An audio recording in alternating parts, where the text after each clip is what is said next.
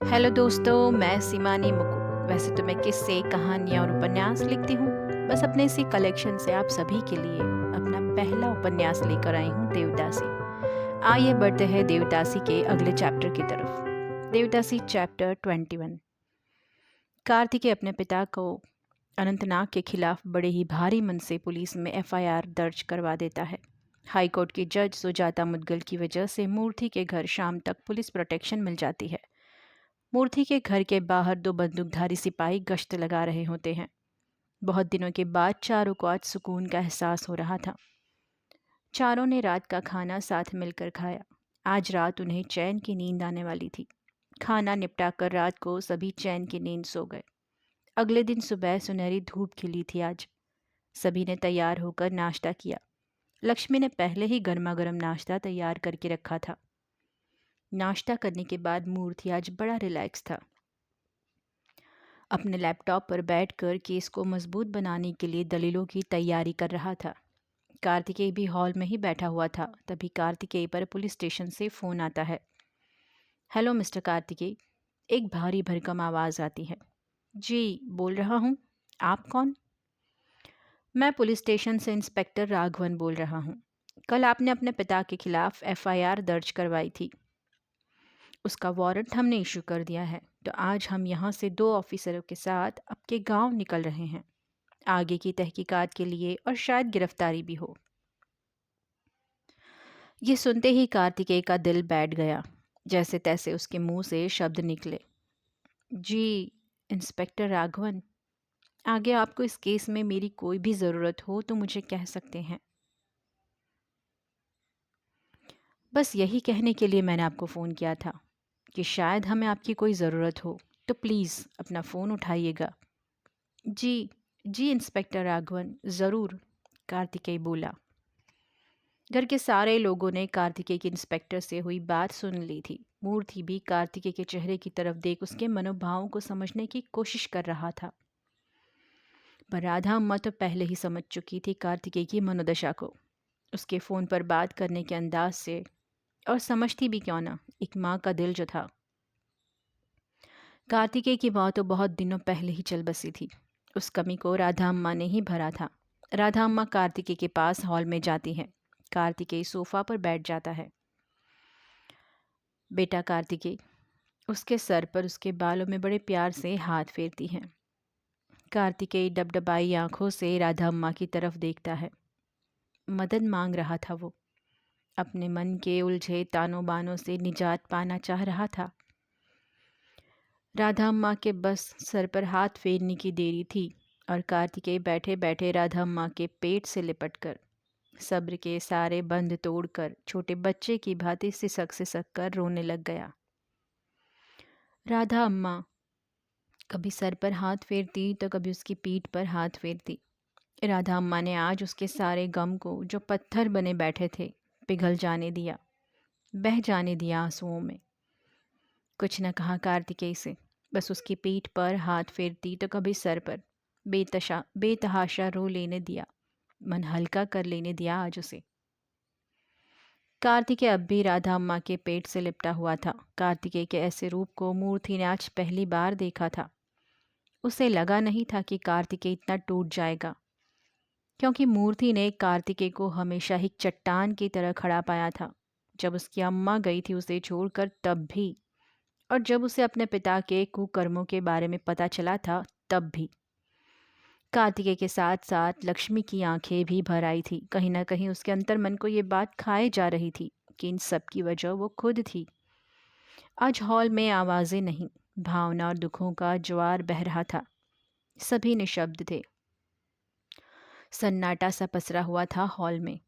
और तभी सन्नाटे की तल्लीनता को भंग करते हुए मूर्ति के फ़ोन की घंटी बजती है। मूर्ति फ़ोन के स्क्रीन पर फ्लैश हुए नाम को देखकर कहने लगता है, अम्मा, एक मिनट, मेरे सीनियर वकील का फ़ोन है, शायद कोई समाचार है, कहकर फ़ोन उठाता है। हेलो, हेलो सर, सामने से आवाज़ आती है। मूर्ति? जी सुन रहा हूँ सर, मूर्ति बोल रहा हूँ। कॉन्ग्रेचुलेशंस यंग बॉय, एक अच्छा समाचार है हमारे लिए। अगले हफ्ते के पहले सोमवार को हमारा केस बोर्ड पर आने वाला है। वैसे इतनी जल्दी बोर्ड पर तो नहीं आता केस। तुम्हारी अम्मा की जान पहचान की वजह से हमें अगले हफ्ते की ही तारीख मिल गई है। ये सुनकर मूर्ति की आवाज़ खुशी के मारे दुगनी तेज हो जाती है। वाह सर, इट्स ग्रेट! ये तो सच में बहुत अच्छी खबर है सर। हाँ मूर्ति, अब तुम भी अपने केस पर अच्छी तरह से होमवर्क कर लो। अपने केस को कोर्ट में मजबूती से दर्शाना है तुम्हें, और मेरी जहाँ ज़रूरत हो मेरा मार्गदर्शन हमेशा तुम्हारे साथ ही रहेगा। Oh thank you sir. अच्छा तो मैं फ़ोन रखता हूँ, तुम्हें यही बात बताने के लिए मैंने फ़ोन किया था। जी sir, thank you so much, have a nice day sir, Kartikeya उछल उछल कर कह रहा था। You too young boy. Phone काटने के बाद मूर्ति बड़े उत्साह से कार्तिकेय के पास आता है। बड़ी गर्मजोशी से कार्तिकेय से गले मिलता है। भाई, जिस दिन का इंतज़ार था हमें बहुत जल्दी आने वाला है। अपने आप को संभालो और हिम्मत रखो। कार्तिकेय ने थोड़ी खुशी थोड़ा गम के भावों के साथ मिश्र प्रतिसाद दिया। इस भरे भरे माहौल को थोड़ा हल्का करने के लिए मूर्ति बोल पड़ता है। अम्मा, गर्मा गर्म कड़क सी कॉफ़ी पिला दो हम सभी को। हाँ बेटा, तुम सब बैठो, मैं अभी कॉफ़ी बना कर लाती हूँ। और अपनी दोस्त को भी धन्यवाद कर दूँ ना, यह सब कुछ उसी की वजह से तो मुमकिन हुआ है। हाँ अम्मा, आप अपनी जज दोस्त को हम सबकी तरफ से धन्यवाद कहिएगा। कार्तिकेय बेटा, जाओ थोड़ा फ्रेश होकर आओ। जी मौसी, कहकर कार्तिकेय वॉशरूम की तरफ जाता है। तभी अचानक लक्ष्मी उसके सामने हाथ जोड़े खड़ी रह जाती है। उसकी आंखों से आंसू छलक जाते हैं। वो अपनी आंखें बंद कर लेती है। कार्तिकेय उसके दोनों जुड़े हुए हाथों को नीचे कर देता है। लक्ष्मी के आंसू पोंछ मौन ही अपनी गर्दन नकारात्मक भाव में हिलाता है और आगे चला जाता है बिना कुछ कहे। लक्ष्मी उसे मुड़कर देखती ही रहती है। इस तरफ पुलिस स्टेशन में इंस्पेक्टर राघवन अपने 2 कांस्टेबल के साथ कुडलिगी गांव के लिए निकलते हैं। इंस्पेक्टर राघवन बड़े ही सिद्धांतवादी आदमी हैं। करीबन 5-6 घंटे का सफ़र तय कर शहर की पुलिस कुडलिगी गांव के बाहर पहुंचती है। वहीं पर गांव की पुलिस चौकी भी थी। चौकी तो सिर्फ नाम की थी। वहाँ की सारी पुलिस अनंतनाग सेठ से मिली हुई थी। सारी पुलिस उसी के इशारे पर चलती थी। पुलिस क्या, उस चौकी पर 2-4 चापलूस लल्लू ही बैठे रहते थे। शहर की पुलिस को देखकर चौकी की पुलिस घबरा गई। इंस्पेक्टर राघवन ने वहाँ की पुलिस से सारी बात की और अनंतनाग सेठ के पास जाने के लिए उनसे मदद मांगी। चौकी के पुलिस ने हामी भी भरी और उन लोगों के साथ चल दी। पर जैसे ही कुडलिगी गांव में पुलिस पहुंचती है, गांव के दर्जे यानी कि गांव का प्रवेश द्वार पर बहुत सारे गुंडे पहलवान, ऊंचे से तगड़े से मोटे से, सारे शस्त्र सामान के साथ खड़े थे। किसी के पास लाठियां थी तो किसी के पास कट्टे थे तो किसी के पास हंसिया थे। वे सभी पुलिस का रास्ता रोक कर खड़े थे। ये नज़ारा देखकर इंस्पेक्टर राघवन चौंक जाते हैं। अपनी जीप से नीचे उतरते हैं और उन गुंडों की तरफ जाने के लिए आगे बढ़ते हैं। देवदासी चैप्टर 22। इंस्पेक्टर राघवन अपने 2 सिपाहियों के साथ और कुडलिगी की पुलिस चौकी के लोगों के साथ लेकर कुडलिगी गांव के प्रवेश द्वार पर पहुंचते हैं। वहां बड़े बड़े काले सांड जैसे पहलवानों को तरह तरह के हथियारों के साथ पाते हैं। कुछ दूरी पर अपनी जीप को रोककर इंस्पेक्टर राघवन नीचे उतरते हैं और उन पहलवानों के पास जाते हैं। इंस्पेक्टर राघवन पास जाकर कहते हैं, कौन हो तुम लोग? हमारा रास्ता छोड़ो, हमें गांव के अंदर प्रवेश करना है। मेरे पास वारंट है अनंतनाग को गिरफ्तार करने का। इंस्पेक्टर अपनी जेब से वारंट निकालते हैं। तुम इस गांव में प्रवेश नहीं कर सकते। और तुम कहाँ से आए हो? हमारे सेठ को गिरफ्तार करने के लिए। अनंतनाग सेठ हमारे ज़मींदार है। इस गांव पर सिर्फ उनका ही राज चलता है और बाहरी कोई भी आदमी आकर यहाँ उन्हें गिरफ्तार नहीं कर सकता। तुम होते कौन हो? दरअसल कुडलिगी की चौकी की पुलिस ने पहले से ही अनंतनाग सेठ के घर फ़ोन कर दिया था कि शहर की पुलिस उन्हें गिरफ्तार करने आ रही है। बस तभी अनंतनाग ने अपने आदमियों को इस तरह गांव के प्रवेश द्वार पर खड़ा कर दिया था ताकि पुलिस अंदर ना आने पाए और घबराकर यहीं से लौट जाए। देखो, मैं कहता हूँ यहाँ से हट जाओ, हमें गांव के अंदर जाने दो। और तुम होते कौन हो कानून को अपने हाथ में लेने वाले? तुम कानून से ऊपर नहीं जा सकते, वरना हमें तुम सभी को गिरफ्तार करना होगा। तभी एक मोटा सा काला सा पहलवान चिल्लाता है, ए, तेरे को हिंदी समझ में नहीं आता क्या? बोला ना, यहाँ से वापस लौट जा।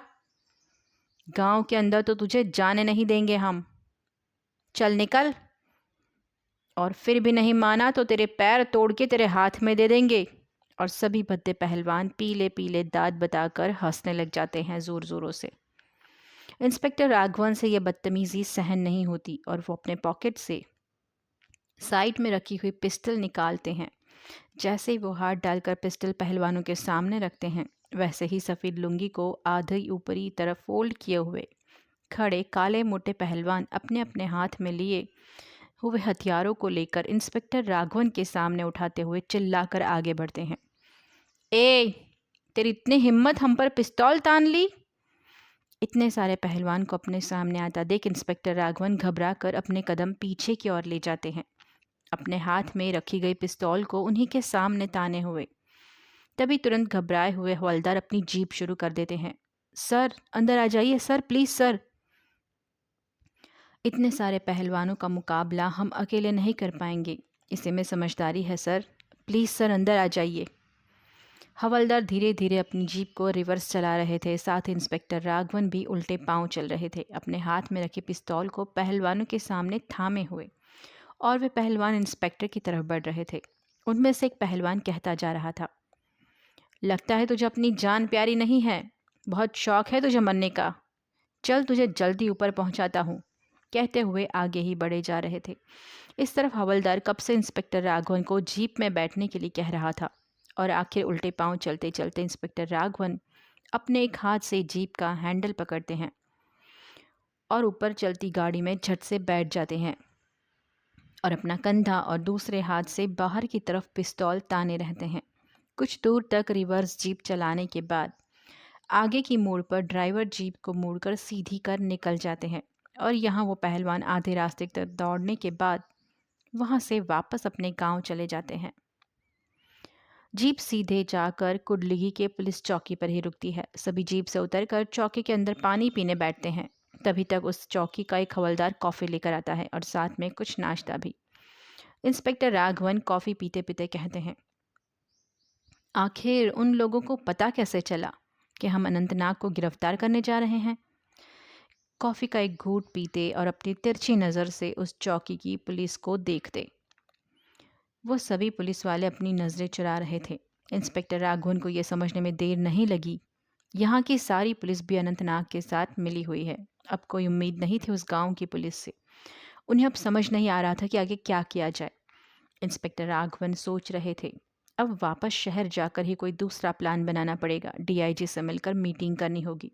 इन पर भरोसा नहीं कर सकते अब। सब के सब यहाँ मिले हुए हैं। यह अनंतनाग बड़ी टेढ़ी खीर लगता है। कॉफ़ी पीकर इंस्पेक्टर राघवन तुरंत शहर के लिए निकलते हैं। लक्ष्मी, कार्तिकेय, मूर्ति और राधा अम्मा सभी के दिन बड़े सुकून से गुजर रहे थे। मूर्ति और कार्तिकेय अपने केस के लिए जी जान एक कर रहे थे। लक्ष्मी राधा अम्मा के साथ एनजीओ जाया करती थी। उसे एनजीओ जाना रोज़ अच्छा लगता था। एक बंदूकधारी सिपाही हमेशा उनके साथ रहता।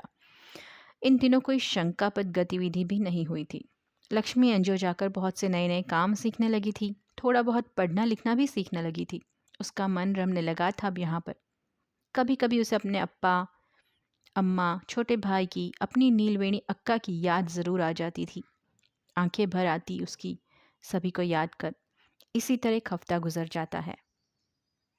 इस दौरान इंस्पेक्टर राघवन को सारी हकीकत बता देते हैं जो उनके साथ कुडलिगी गांव में हुई थी। ये सुनकर कार्तिकेय को अपने पिता के प्रति नफरत में और इजाफा हो जाता है और आखिरी वो दिन आ ही जाता है जब इनका केस बोर्ड पर आने वाला होता है, सोमवार। आज सुबह से घर में भागम दौड़ी थी। जल्दी नाश्ता बनाना, जल्दी जल्दी सारे काम निपटा कर कोर्ट के लिए निकलना। सभी के सीने में दिल ने धड़कना आज थोड़ा तेज़ कर दिया था। रेस लगी पड़ी थी धड़कनों की। आज की हमारी पिटीशन एक्सेप्ट होगी या नहीं? अम्मा, चलो, सब लोग रेडी हुए या नहीं? हाँ हाँ, रुको बेटा, हम बस आ ही रहे हैं। कार्तिकेय के पहले से ही तैयार होकर हॉल में बैठा हुआ था। चारों के चारों हाईकोर्ट जाने वाले थे आज। लक्ष्मी मना कर रही थी जाने से। राधा अम्मा ने उसे आने के लिए समझाया, साथ चलने के लिए कहा, लक्ष्मी कभी इस तरह से बड़े शहर में बाहर नहीं निकली थी, इसलिए थोड़ा डरी सी थी, सहमी सी थी। वही मूर्ति अपने सीनियर वकील से फ़ोन पर सलाह ले रहा था। जी sir, okay sir, thank you so much sir. हाँ, हम चारों ही जा रहे हैं। ओके, गुड डे सर, कहकर मूर्ति फ़ोन काटता है। अरे अम्मा, लक्ष्मी चलो भी, कितनी देर लगाओगी? हम पार्टी में नहीं जा रहे, कोर्ट ही जाना है हमें बस। आ रहे हैं। लक्ष्मी, पानी की बोतल रख ली बेटा, रास्ते में हमें ज़रूरत पड़ेगी। जी राधा अम्मा, आपके बैग में ही रख दी है। घर पर ताला लगाकर चारों के चारों हाईकोर्ट जाने के लिए निकलते हैं। हाईकोर्ट शहर से थोड़ा बाहर था, इसलिए पहुंचते पहुंचते थोड़ा वक्त लग जाता है, पर दिए हुए समय से पहले पहुंच जाते हैं। जैसे ही सभी कोर्ट के बाहर परिसर में गाड़ी से उतरते हैं, लक्ष्मी की आंखें उस विशालकाय इमारत को देखकर चुंधिया जाती हैं। तभी मूर्ति उसके पास आकर कहता है, देखो लक्ष्मी, यही है हाईकोर्ट, ये है न्याय की इमारत। ये वही जगह है लक्ष्मी, जहाँ तुम एक इतिहास बनाओगी। ये सुनकर लक्ष्मी की आंखें नम हो गई और मूर्ति की तरफ देखने लग गई। फिर उसने कार्तिकेय की तरफ नज़र दौड़ाई। कार्तिकेय अपलक उसे ही देख रहा था। लक्ष्मी को देखकर कार्तिकेय ने अपनी पलकें झपकाई और मुस्कुराया, और इशारों में ही उसने कहा, बस अब और नहीं रोना। चारों कोर्ट की सीढ़ियाँ चढ़ते हैं। कॉरिडोर में सभी जगह लोग यहाँ वहाँ जाते हुए दिखाई देते हैं। बड़ी जल्दी में थे सभी। बहुत सारे कमरे सटकर थे वहाँ पर। उन्हें कोर्ट रूम कहा जाता था। सभी कमरे में किसी न किसी केस की सुनवाई चल रही थी। कहीं काले कोट वाले तो कहीं शिकायतकर्ता। सभी न्याय की आस में आए थे वहाँ। लक्ष्मी ने यह सब पहली बार देखा था। बड़ा अजीब महसूस हो रहा था उसे। उसने अपने जीवन काल में ऐसी जगह कभी नहीं देखी थी। उसे न्याय क्या होता है ये भी नहीं पता था। अपने गांव से बाहर कभी कदम ही नहीं रखा था उसने। पर यह सब देखकर लक्ष्मी के अंदर आस की एक उम्मीद जागी। कोर्ट रूम 55 के बाहर बेंच पर आकर चारों बैठ जाते हैं, और भी बहुत से लोग बैठे हुए थे अपनी बारी का इंतज़ार करते हुए। कमरे में पहले से ही किसी केस की सुनवाई हो रही थी। मूर्ति उठकर कुछ काम से जाता है। अम्मा, तुम लोग यहीं बैठो, मैं अभी आया। कार्तिकेय, यदि हमारे केस का नंबर पुकारा जाए तो तुरंत तुम तीनों अंदर चले जाना। मैं बस अभी आया। वैसे तुम्हें याद तो है ना हमारे केस का नंबर? मैंने तुम्हें लिखवा दिया था। हाँ मूर्ति, है मेरे पास। कार्तिकेय अपनी जेब की तरफ इशारा करते हुए कहता है। करीबन 1 घंटा इंतज़ार करने के बाद अंदर चल रही केस की कार्यवाही खत्म होती है और सभी कमरे से बाहर आते हैं। करीबन 20 मिनट के बाद कमरे के बाहर एक आदमी आता है और केस नंबर सभी याचिकाकर्ताओं को सुनाई दे इस तरह से ज़ोर ज़ोर से बोलने लगता है। Case number. कार्तिकेय तुरंत अपनी जेब में पड़ी चिट्ठी देखकर उस नंबर को मैच करता है। चलो लक्ष्मी, ये हमारा ही केस नंबर है। तब तक मूर्ति भी वहाँ आ जाता है। चारों कोर्ट रूम में दाखिल होते हैं। कमरा बहुत विशाल था। कमरे में लकड़ी की बेंच बनी हुई थी, उसके बाद लकड़ी की रेलिंग थी और आगे वकीलों को बैठने के लिए अलग अलग लकड़ी की कुर्सियाँ रखी थी। उनके आगे मेज़ थी और एकदम सामने बहुत बड़ा प्लेटफॉर्म सा था। वहाँ जज की 2 बड़ी सी कुर्सियाँ रखी थी। बड़ा सा कांच का टेबल था, उसके आसपास लकड़ी की रेलिंग थी और वहीं नीचे एक टाइपिस्ट औरत टाइपराइटर के साथ बैठी हुई थी। लक्ष्मी सारा नज़ारा देखकर उसे ऐसा लगा मानो किसी और ही दुनिया में आ गई हो। जज की कांच की टेबल पर न्याय की देवी की मूर्ति रखी हुई थी, जिसकी आंखों पर पट्टी बंधी थी और एक हाथ में छोटा सा तराजू था, दूसरे हाथ में तलवार थी। लक्ष्मी उस मूर्ति को देखती ही रह गई। उस मूर्ति को समझने की कोशिश कर रही थी। तभी राधा अम्मा ने लक्ष्मी का चेहरा पढ़ लिया और बोली, बेटा लक्ष्मी, ये न्याय की यूनानी देवी है। इनके हाथ में जो तराजू है वो ये बताता है कि जिस तरह तराजू सभी चीज़ों का सही सही भार लगाता है, उसी तरह न्याय भी किसी एक की तरफ नहीं झुकना चाहिए, सही सही होना चाहिए। और उनकी आंखों पर पट्टी इसीलिए बंधी है ताकि कानून के लिए कोई छोटा कोई बड़ा, कोई अमीर कोई गरीब, सब कोई अमीर कोई गरीब ना हो, सभी समान हो, समझी? ये सब सुनकर लक्ष्मी के चेहरे पर एक चमक आ गई। उम्मीद की एक लौ जल गई उसके दिल में। राधा अम्मा, लक्ष्मी और कार्तिकेय तीनों बेंच पर जाकर बैठ जाते हैं और मूर्ति आगे जाकर वकील की सीट पर बैठ जाता है। वहाँ दूसरे सरकारी वकील भी मौजूद थे। तभी 5 मिनट के अंतराल में 2 जज प्रवेश करते हैं। सभी उनके सम्मान में खड़े हो जाते हैं और प्लेटफॉर्म पर अपनी कुर्सियों पर आकर बैठ जाते हैं। 2 जज में से एक जज सुजाता मुदगल थी, जिन्होंने सफ़ेद साड़ी पहनी थी। उसके ऊपर काला लंबा सा कोट पहना हुआ था। आंखों पर चश्मे लगे हुए थे। माथे पर लाल कलर की बड़ी सी बिंदी लगी हुई थी। इस उम्र में भी उनके बाल कम सफ़ेद हुए थे। बालों का जूड़ा बनाकर पीछे तय किया हुआ था। बड़ा ही प्रभावित व्यक्तित्व था उनका। और दूसरे जज जज जय शेखर रेड्डी थे, जिन्होंने सफ़ेद शर्ट पैंट पहनी थी, ऊपर काला लंबा सा कोट। बाल सारे सफ़ेद हो चुके थे उनके। ब्लैक कलर की बॉर्डर वाला चश्मा लगाया हुआ था। उनके साथ एक लाल कलर की बॉर्डर लगा हुआ सफ़ेद पोशाकधारी सिपाही भी आता है। उसके सर पर सफ़ेद कलर की पगड़ी भी होती है। राधा अम्मा सुजाता मुदगल को देखकर बहुत खुश हो गई। सुजाता मुदगल ने भी राधा अम्मा को दूर से ही देखा और पास बैठे लक्ष्मी की तरफ नज़र घुमाई, पर उन दोनों के बीच मुस्कान का आदान प्रदान नहीं हुआ, क्योंकि इस वक्त वो राधा की दोस्त नहीं, एक न्यायाधीश थी। न्याय करने के लिए बैठी थी, एक जिम्मेदारी वाली पद पर थी। तभी जज जय शेखर रेड्डी कहते हैं, कोर्ट की कार्रवाई शुरू की जाए। तभी मूर्ति उठ खड़ा होता है। Good afternoon my Lord.